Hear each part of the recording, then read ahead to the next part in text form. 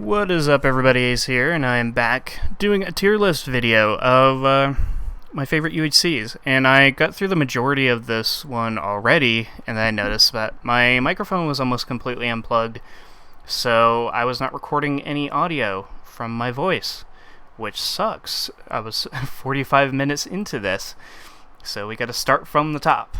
But that will probably mean that I'll be able to go through this a little bit quicker. But I've included the April Fool's UHCs. This one is the first one, which was the one I hosted where Breaking Blocks drops random things. We had no coordinates, and I think we had 30 Hearts of Health. That one was, I think, more interesting in terms of getting people's reactions to the changes. But everybody got overpowered to the point where things kind of devolved into chaos, and we never got an actual ending. So I think because of that, I kind of got to give it maybe a C, kind of a low C tier, I think. And then the other April Fool's UHC felt more like a normal one, despite the overworld being a collage of every biome, including the End and the Nether. And we could ride on people's shoulders. And I think there was another health change that that I actually never benefited from for some reason, which was kind of weird. But not really sure what happened there. I know there was something weird about health that it just didn't work for me, but it felt more like a standard UHC. So the second April Fool's is going to a B tier. But let's get into the main UHCs, and these are all out of order this time. They were in the correct order when I originally did this, so I gotta find each one now. Season 1, the 5-hour UHC. I gotta put it at a D tier.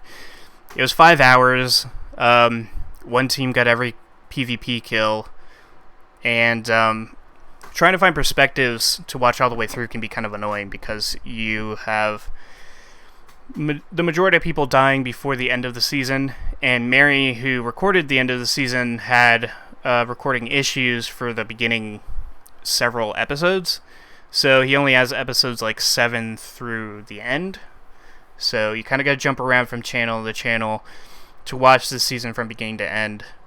And Team OP is OP, so it probably would have been better if we could see all of it.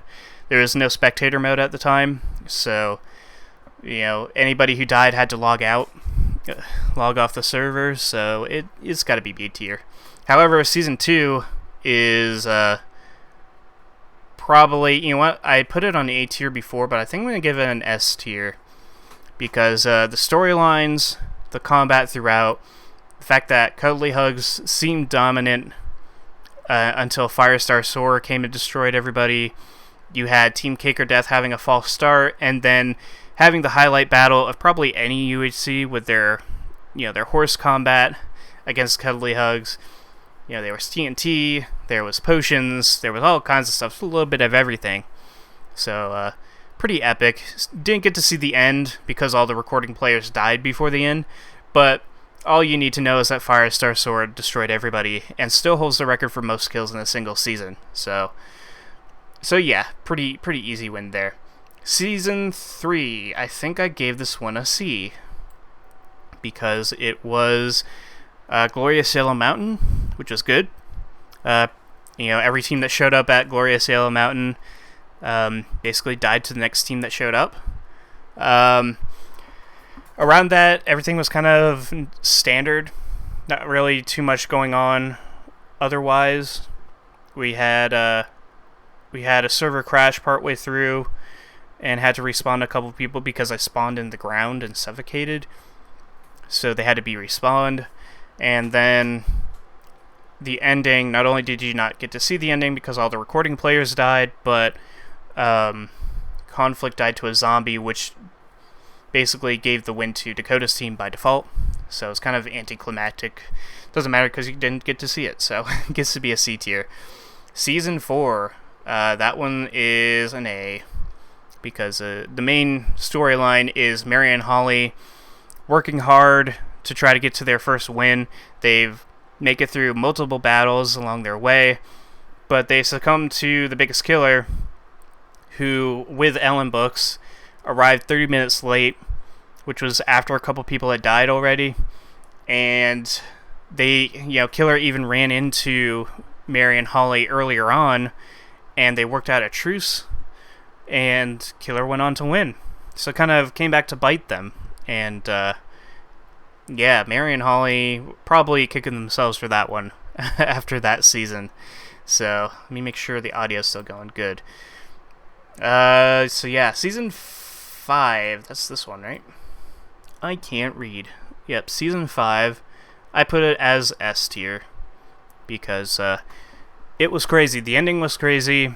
The build-up was really good. Only one person died to mobs in the beginning, and everyone else, it was kind of more akin to UHCs of today, and had the crazy finish. Back then, it was insane because of how many people were alive by the end, and then everyone just started dying in the final 2 episodes in combat, and it was just kind of chaos for the longest time.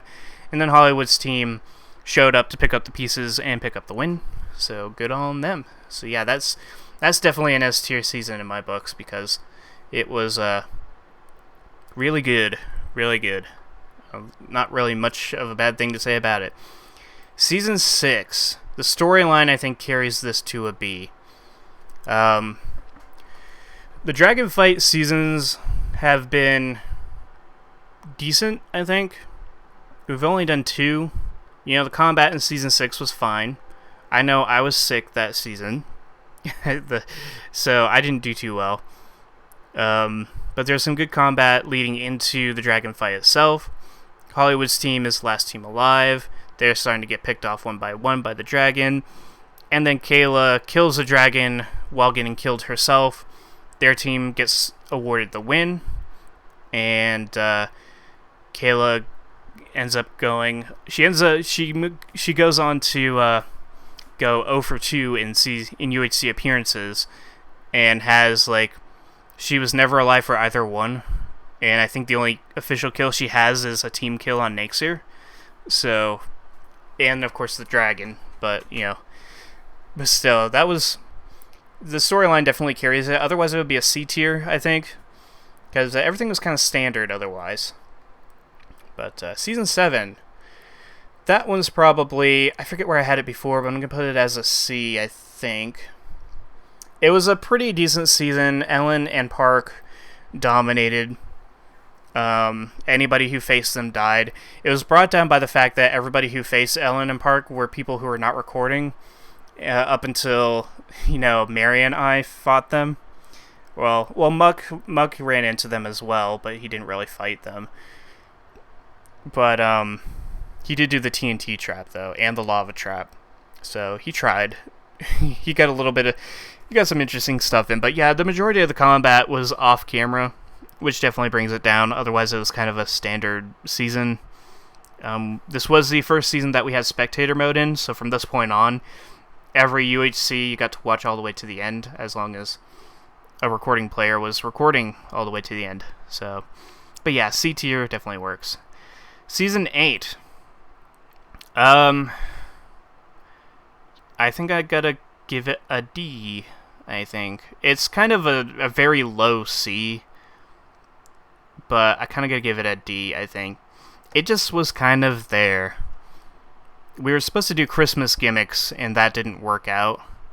So it was just a regular UHC. We had a little bit of combat early. We had one battle early on. Then we had the climactic battle, which was pretty good. It was pretty good. And then Green Team cleans up. And then it's just Green Team versus Hollywood, and you know how that's going to end. So I think it was kind of standard. Not really too much going on. A little bit of interesting storylines in the caves here and there, but besides that, it just kind of existed. It was not bad by any means, but it wasn't really that good either. So it just kind of was. It was. It was a UHC. So Season 9 though, this is I'm gonna give it an A. It was a good season. You had Dan versus me for Iron Man. You had Dan with the only craftable notch apple in UHC history, the original OP notch apple. You had the only instance of invisibility potions with the blue team. You had Peppersworth having to leave a few minutes into the game and then arriving in the final few minutes of the game just to get killed by Dan. I credited Dan with that kill despite Peppersworth technically getting disqualified the first few minutes into the game. It's a difference of 2 points on the leaderboard, so I doubt it really matters. But yeah, it's whatever. So it was really, I thought it was really good. There was combat spread out throughout. I don't think anybody died to mobs that season. And technically the only non-PvP elimination was Peppersworth, but he came back to die in combat anyways, so take that as you will, I guess. So yeah, I think it's A-worthy. So, and then we have Season 10. That's going to be an F. We can move on. It's, you know, the partial pre-generated world that creates a bunch of lag that continuously crashes the server. You know, I die in the first episode. The partial pre-gen created, you know, small areas for mobs to spawn because they couldn't spawn in chunks that weren't loaded. So they only spawned in chunks that were loaded, which meant that they spawned in any bit of darkness that they were allowed to spawn in, which is probably why those two creepers were in that little bit of tunnel in the first place that I died at. But yeah, there was that. Some people weren't playing as seriously anymore. You had the giant dick butt in the sky, which it can be good or bad. It's kind of funny in a not great way because it's, you know, a team that wasn't playing seriously. Probably the only suicide death in UHC history was from Adrian. I mean, technically, yeah, I think that's the only true suicide death. I think you've had a couple times where players would kind of, you know, I think Chris tried to run away from a team in Season 12 and ended up falling to his death. I don't know if that counts. Weather ran off a building once, but I don't know if that counts. You know, I gave myself up to a skeleton. Alpha gave himself up to a skeleton in a couple seasons. But those are all, you know, it's, you know, Adrian was not in combat at this point in time and just, you know, walked himself off of a ledge to his death. So, and then of course the world border mishap at the end. And, you know, that with the fact that we had new people on the server doing their first UHC with us, and it ended up like this, you know. This was the first time I organized the UHC. I was introducing the leaderboard. I did a pregame show with, you know, just talking about these good players and who could win the championship and things like that. And, you know, prepping this up for something really great, and it fell flat completely, fell on its face. It was so bad that we had Season 11 a month early, and Season 11 is a D? C? You had a really good battle, really good climactic battle, but the dragon fight was a foregone conclusion from the start. We knew that we were not going to do well against the dragon. But the combat before then was actually pretty good. I don't know if that makes up for it. It was also a long UHC. Maybe it is a D. I'll put it as a D. Season 12, however, is an S. S tier. If you're going to have a long season with drawn-out battles, that's how you gotta do it. Like, there was something going on the entire time. And sure, there were moments in time where it's just like two teams just shooting at each other and not doing much else. But you did have the Red Scare boat escape. You had the BAME's emergency tunnel. You had, you know, you had the gray team, you know, taking down red team. Red team takes on blue team. You had all kinds of combat going on. You know, Sayela snipes me. You know, Mary pops out in the middle of a battle between two other teams. You had Muck's team watching everything from the sidelines. You know, all kinds of crazy stuff going on. And you had, pretty much at the end of, in that last episode, anybody could have won. Everybody was at low health. Nobody had apples. Everybody could have won. Anybody could have won. It was anybody's game. So that's how you gotta do a long UHC. The funny thing about it was that the world border was closing in, and that was supposed to shorten a UHC, but it did not work this time. It started working in the future, but not for this one. Season 13, gotta give it an A. If you want a UHC with combat spread out, that's usually one of the bigger gripes that people have for UHCs, is that combat is kind of condensed to the end of the season.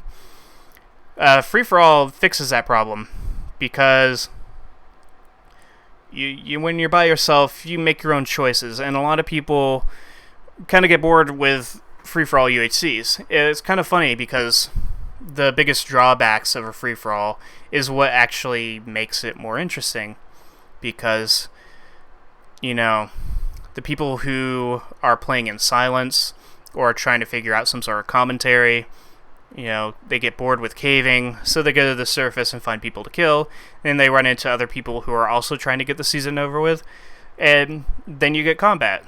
And, people are popping out at different times throughout the season to get into combat with each other, and that makes for a nice action-packed UHC.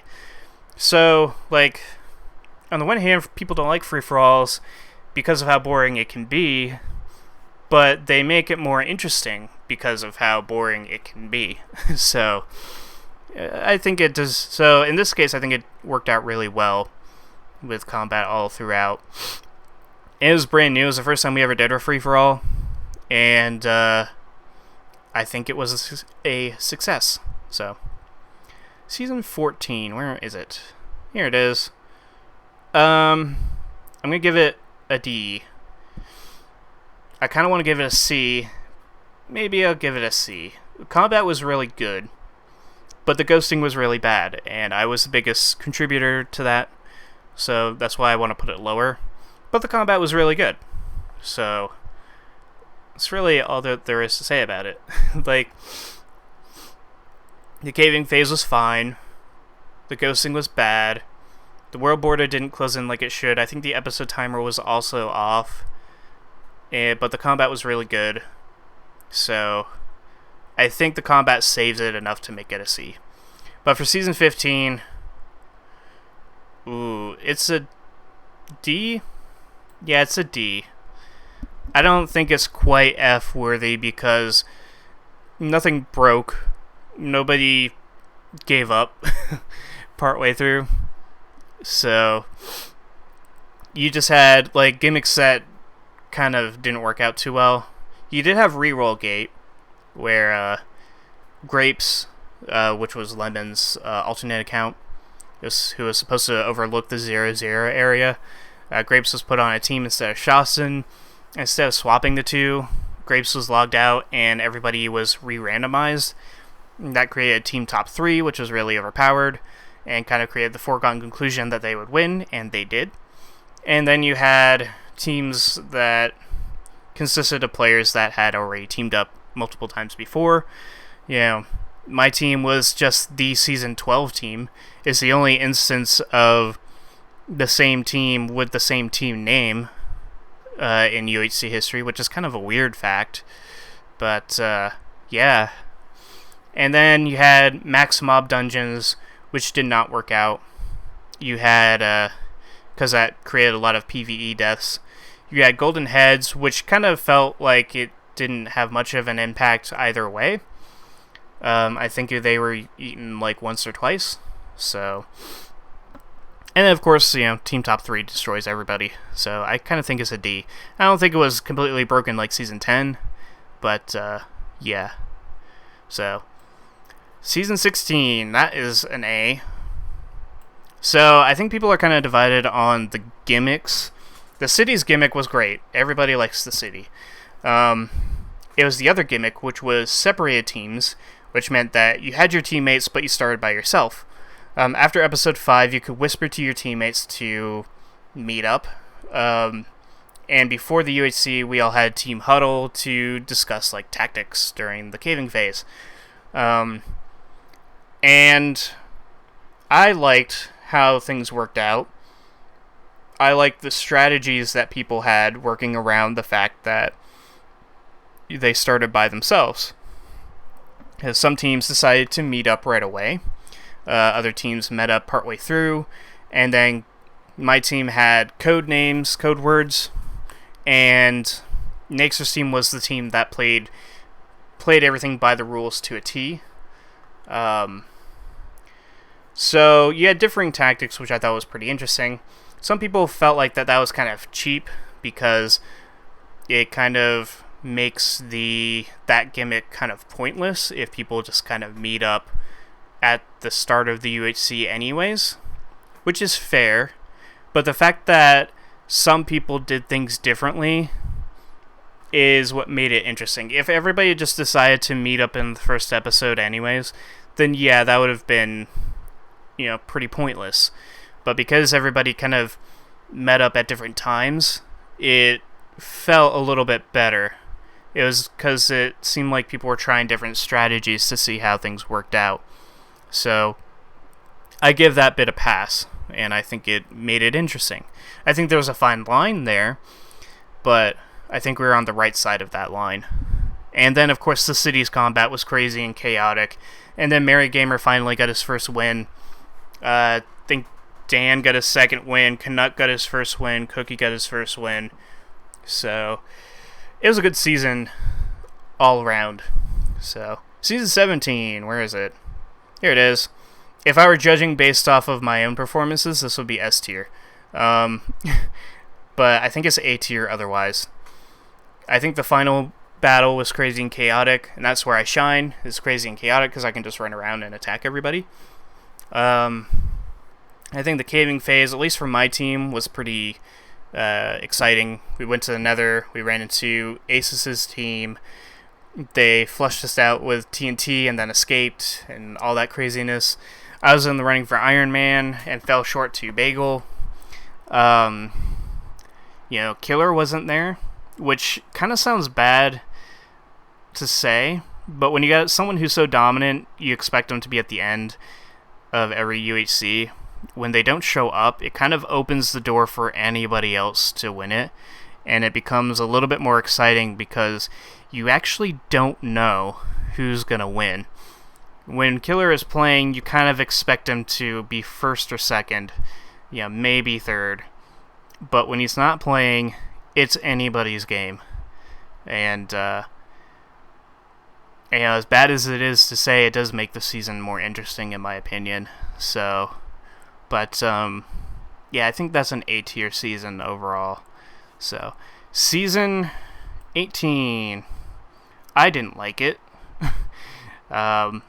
Watching it back, it was pretty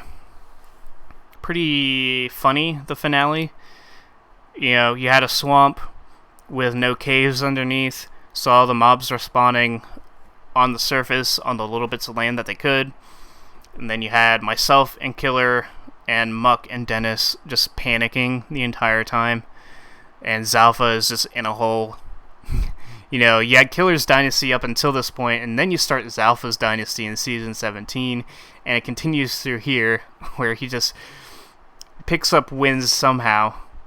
And this was another one.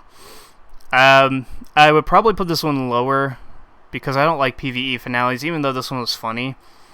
What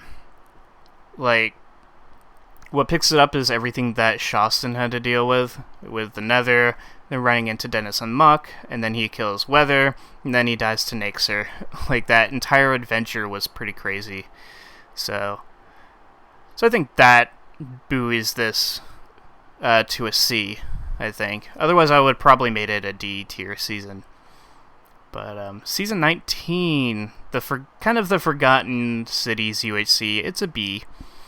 Caving phase was pretty standard, I think. It was good, not crazy. combat phase was a lot of fun. The city's battles was really interesting. Killer goes back to being dominant once again, but Zalfa is also continuing his winning streak. So, you got two very dominant players working in very different directions, with Killer racking up more and more kills, and Zalfa just kind of winning somehow. But, yeah, this season doesn't get talked about as much, because Season 16 was, like, the first city's UHC. It was crazy and chaotic. And then Season 27 gets a little bit of talk because it's more recent, and it happened outside the city, so it's kind of funny in that way. But Season 19 just kind of existed, but it was still really good. I think it deserves a little bit more credit than it gets, or deserves more attention than it gets. But then we have Season 20. I kind of want to make this a D, but the storyline itself is storyline versus climax, because the build to it was really great. You had Killer's team versus Nixer's team. Nixer's team gets a couple early kills. Killer's team makes some potions to try to counter. Then we get up to 0-0. Killer's team sets up shop on top of a cliff, where the only access to the cliff is from the backside. Nixer's team is not going to go up the cliff because it's an easily defendable position, and like I said, you get funneled up the backside of the cliff. And as the border closes in, that area gets blocked off, so you can't go up there anyways. And Killer's team doesn't want to go down to them because they're down 2 players and only have 1 bow. So, I hyped myself up from this season because I was expecting an epic 9v9 kind of battle at the end. But it kind of became a big old stalemate, and then I got fed up and decided to just throw myself to the wolves. And finally, Killer's team comes down to fight, and they get destroyed. So, the build itself, the storyline that builds up to it, kind of makes it a C, but the ending kind of feels like it should be a D, because it didn't live up to the expectations, I guess, and it just didn't feel as good as it should have been. I kind of want to give it a D, so I think that's where it's going to go. Yeah. Season 21. That was an A. Right? Or is it a B? Is it an A or is it a B? It was 12 people. The least amount of people we've ever had in a UHC. But it was 12 people doing a lot with a little. You had the perfect potion run with Shasta and Dennis. Killer's still pretty dominant. You had business tactics with with Killer and myself. Trading with villagers. Panda and Joda getting into some good battles. You had almost the heist of the century with Jad. So there was a lot going on. I kind of want to give it an A. Yeah, I think it deserves an A. It overachieved, I think, for the attendance numbers. Now, Season 22, I think, deserves a B. I think it was pretty good. Standard stuff. Combat was... you had a long stalemate between my team and Shasta's team, but when we finally decided to back off, that's when things actually picked up, because we ran into, the red team and Killer's team, and Killer decided that he was going to just pop off on that day. He had a notch apple and everything, and so that kind of foregone conclusion of Killer winning was not great, but everything else was good. I don't think anything was crazy good, but it was good. So, excuse me, Season 23. I think that's a B as well. Season 23 was... I think the storylines going into it were a little bit more interesting. I kind of felt like Dennis played a huge underdog role in that season, because he was picking up kills on Bagel, on Special. He chased down Killer for a good while there, And then he was in the final 3 with, the 2 greats of Killer being as dominant as he usually is, but actually not doing too well. He didn't have any enchantments. And then Naxer, who was, he shines in free-for-alls, as he shows here. And, you're kind of rooting for Dennis on this, but in the end, it kind of became a repeat of Season 13. So yeah. Yeah, I think it deserves to be a B. And excuse that weird mouth noise I did. that was me thinking and making weird noises. Not great. That deserves an F. The mouth noise in itself deserves an F. But Season 24, where's 24? Here it is. B. Killer goes crazy again, even more crazy than before. Good, good build up. Really good combat in the end.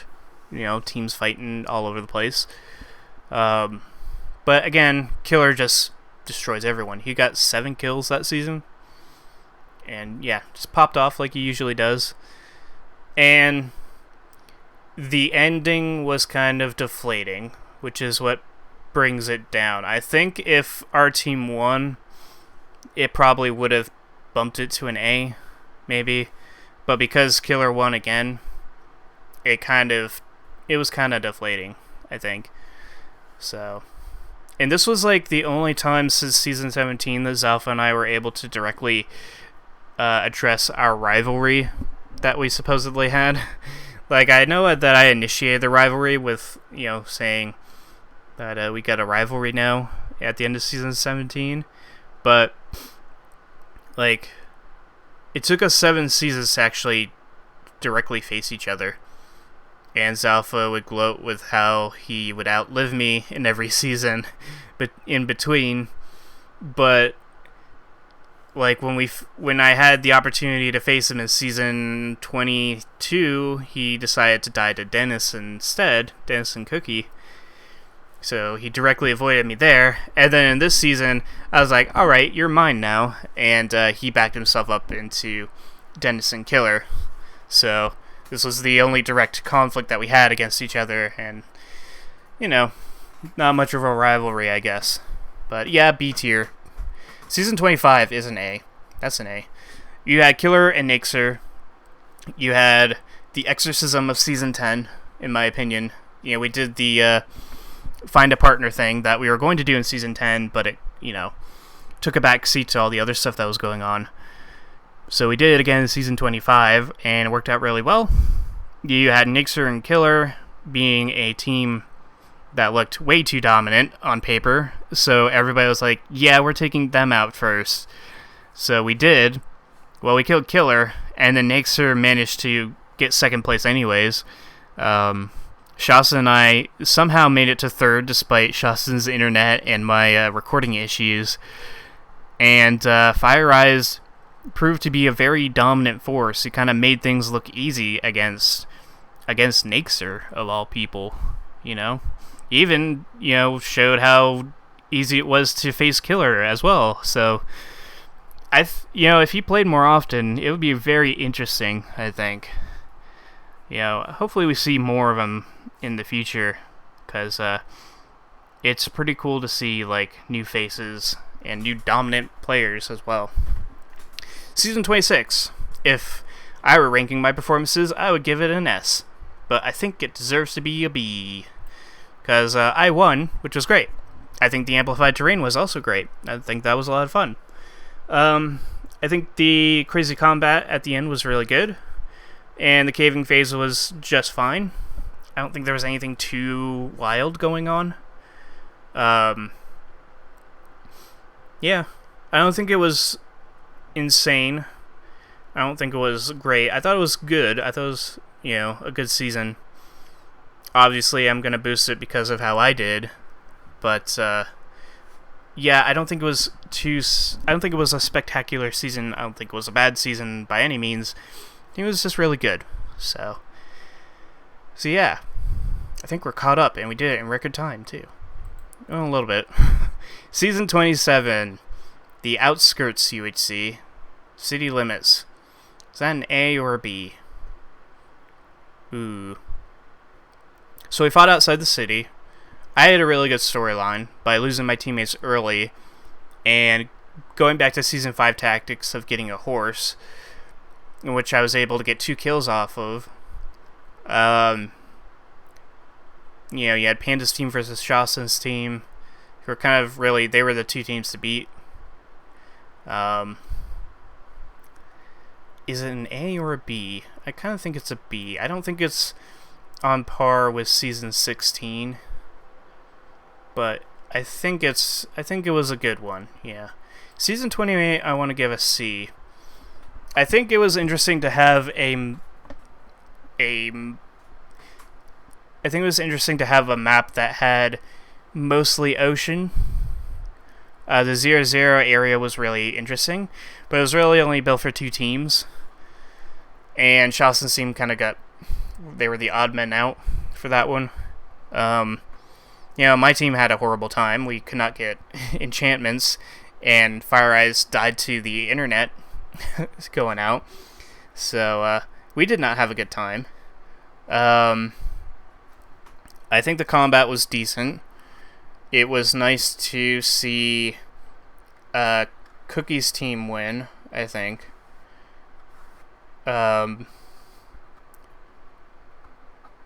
Yeah, I think that's pretty good to be a C tier. And this was Killer trying to rebound from the past 2 seasons where he died in the Nether partway through, and then died in the first episode of Season 26. Like, Season 26, he died... yeah, like, I think he died first, but in the second episode. And in Season 27, he died in the caves. Or not in the caves, in the Nether. And so, at neither point was he a dominant force at all. And we thought the Killer Dynasty was over. And in Season 28, he kind of came back... but did not dominate. He was just second as is. So, now we have Season 29, and this is where I actually left off. This is how close I was to the end by the time I realized that my audio was messed up. Season 29 was really good. I think it's an A. This is where Panda and Asus dominate, where Asus actually, actually tries and plays really seriously, and Panda was also doing the same thing. They woke up at the same time and destroyed everybody. And Killer was around at the end as well, but he did not dominate that season. Like, I think he was second again, but he was not a dominant force. He actually didn't feel all that strong that season. He was kind of a bit of an afterthought when Panda and Asus were going crazy on everyone. And of course you also had like me and Shawson versus Canuck and Cookie, which I think was probably the highlight 1v1 battle of that season. Because the whole Notch Apple plot twist was pretty crazy. So I think it deserves to be there, yeah. And then Season 30, I want to give it a B, I think. It was the Wild West Badlands. It was neat seeing everybody work around, all the limiting factors. There were no passive mobs. We had to find ways to get leather and get enchanted, and, had to find ways around things. And it was the shortest UHC I think we've ever had. And everything kind of came and went pretty fast, It was... I think that's what brings it down for me. Shawson had a really good season. It was, he became champion. You had the drama of Killer trying to show up, but his internet did not let him. And, yeah. It was not the greatest, I don't think. It was really good, but not crazy good, I think. So I think it deserves to be a B, I think. So yeah, this is how it looks. The S tier is 12, 5, and 2. So we haven't really had an absolutely incredible season, in my opinion, in a while. But we have had a lot of really good seasons, as early as 29, 16, what is this, 4, 9, 13, 17, 21, 25. These are all really, really good. B tier is 27, 26, 24, 23, 19, the second April Fool's UHC, Season 6, Season 22, and Season 30. C tier ones, which are the okay ones. You know, not terrible, not great. 28, 18, 3, the first April Fool's, Season 7, Season 14, which is really, it might actually deserve to be D tier for the ghosting alone, but the combat was really good, so it survives. D tier are the not great UHCs. That's 20, 11, 8, 1, and 15. I think 11 was the best of the not good ones, so I kind of feel like it goes, yeah, like that. So 11 was okay. 20 had a really good build, but a really bad finale. Season 8 just existed. It didn't do anything special. Season 1 was just too long, and it's too tedious to watch these days. And Season 15 had reroll gate, which kind of borked things up and created a foregone conclusion. And combat wasn't too crazy on that one. And of course Season 10, which was the only one that we really objectively dropped the ball with, really. So, pretty good that we only have one F tier UHC so far. So yeah, let me know what you think. You know, what do you think are S tier UHCs? And we'll see where future ones end up, I guess. So yeah, hope you guys enjoyed watching, and I shall see you all next time.